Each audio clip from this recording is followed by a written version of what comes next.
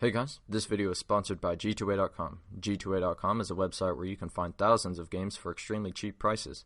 Make sure to check out the link in the description for more. Hey guys, Paul with Weapons of the World here, and today I would like to wish you a happy 4th of July. We're going to be taking a look at the major infantry rifles that America has used from 1900s onward. Sadly, I can't really go back into colonial or Civil War era weapons just because those are not models in this game yet. Maybe one day. But right now we're taking a look at the M1903 Springfield. This is the A3 variant. It was originally designed around the M1903 30 caliber flat nose bullet, but in 1906 it was decided to switch over to the pointed tip bullet, the 1906 30 caliber round, and that's the same caliber it has used its entire life. Now, it was put into production in 1903 and ended production all the way up in 1965, and it was used in the armed services the entire time. However, later on, after World War I, it was mostly a sniper rifle. However, the Marine Corps did use the M1903 at the beginning of their island hopping campaign in the Pacific until the U.S. Army finished up in Europe and the Marine Corps could actually get some M1s. Now, when it comes to the 1903, it was very accurate, extremely reliable, and a very potent rifle in general. In Bellewood, for example, in France, during World War I, Marines were taking out machine gun nests, all the way up to 800 to 1,000 yards away. So far, in fact, that the Germans had no idea where they were being hit. They were just dropping dead before they even heard the rifle shot. All in all, this was a great rifle. It very, very loved by its troops. All the way up until Vietnam, they used it as a sniper rifle. But finally, they kind of took it out of commission and just stopped using it. Honestly, you can still find it today. I love this rifle. Really wish I had one. Maybe one day. Let's go ahead and move on to the next gun. Now, I'm sure you guys are all very familiar with this next gun that we're going to be looking at, the M1 Garand. Now, the M1 Garand is a gas piston system, much like the M14 would be eventually, or guns like the AK.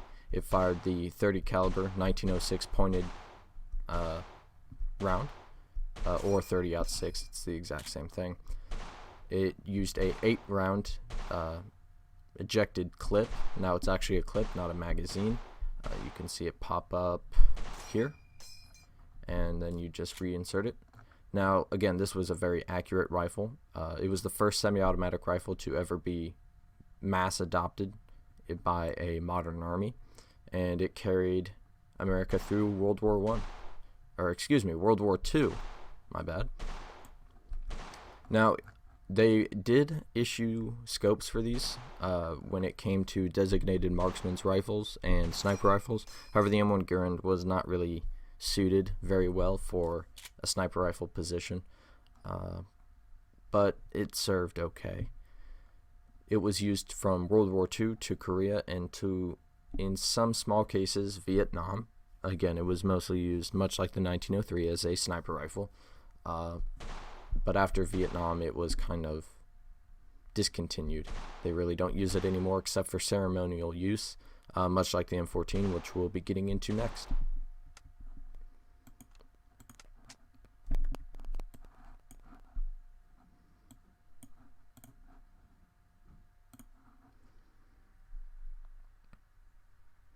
So the M14, as you can see here, is a lot like the M1 Garand. In fact, it's basically an M1 Garand that uses a 20-round detachable box magazine and fires the 7.62 by 51mm NATO round. Other than that, the operation is almost completely the same. Function, reliability, disassembly, all that is basically the exact same gun. Now it also has the added feature of being able to fire on fully automatic.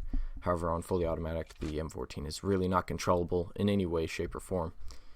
The M14 was designed to replace the M3 grease gun, the M1919, the BAR, and the M1 Garand. They wanted to combine all of these rifles and all these machine guns into one weapon system for logistical purposes, and the M14 is what they came up with. However, you really can't have a one gun that does all the roles.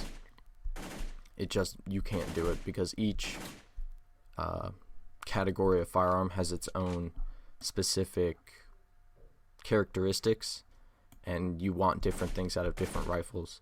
You would want, accuracy when it comes to a rifle, while you really want rate of fire and reliability when it comes to light machine guns. Or you really want rate of fire and portability with a submachine gun, while you really can't get that out of a light machine gun. So you really can't do it. The M14 was really loved by all the troops. It was reliable, accurate, and the 7.62 round could punch through the tough foliage of Vietnam and still kill whoever it hit behind it. Again, on full auto, it really doesn't do anything. They did issue some M14s with a bipod, much like the BAR. However, it was never issued in enough numbers that it really made a difference.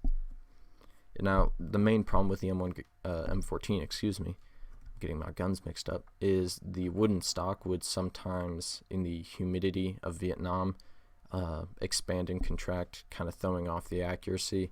However, it wasn't a extremely massive problem, but it was big enough that the M14 was at the very tail end of its service, being issued with composite plastic stocks. That way they wouldn't expand or contract in the heat and the humidity, but they were never issued again, much like the bipod, in any sort of large numbers that it made a difference. So now we're going to go talk about our next gun. Now, I'm sure a lot of you guys actually own these, or at least the civilian version of these. This is the M16A1 at least. Now, the M16A1 was the replacement for the M14. It fires the 5.56 by 45mm round out of a 20 round or 30 round detachable box magazine. It uses a gas impingement system, is extremely lightweight, especially compared to, say, guns like the M1 and the M14. Now, it was revolutionary in the fact that it used aircraft-grade aluminum in the receiver and composite plastics in the buttstock and the handguard, along with the pistol grip right here. Now, it could fire on semi-automatic or fully automatic. On fully auto, it was just kind of spray and pray. When it comes to fully automatic, especially with assault rifles, you're not getting any sort of accuracy whatsoever. However, it was much more controllable on full auto when compared to, say, the M14 with its massive 7.62 round. Now, they did have some reliability issues when it came to the M16 at the beginning of its service life. They did not issue these with cleaning kits or cleaning instructions. In fact, they said that you would not need to clean this gun, it was so reliable. However, the reason this being is, during the testing of the M16, they had pristine, brand new guns with match-grade ammunition, and it was just kind of setting itself up for failure. Now, the Army and the Department of Defense did change up the composition of the powder that was used in the bullets to make it a lot more cheaper and easier to produce. But Eugene Starner had designed the M16 around a different type of powder, and this change in powder caused a lot more fouling than it normally did, and also caused the reliability to decrease dramatically. And honestly, this got a lot of people killed, very sadly. Eventually, they did end up issuing cleaning kits and cleaning instructions in the form of like a comic. And after they got all the kinks worked out, the M16 was a very fine weapon, extremely lightweight. So lightweight, in fact, a lot of soldiers thought they were more like toys because they were used to carrying around M14s and M1 Garands, which were made out of iron and wood. Then you have this strange looking space age aluminum and plastic rifle. It was really weird to them back then. Nowadays we think of it as the norm, but back then, when guns were made out of, again, iron and wood, this was strange. It was space age, really. So now we're going to talk about our next gun, and which is basically the little brother, I guess you could say, of the M16, and that is the M4.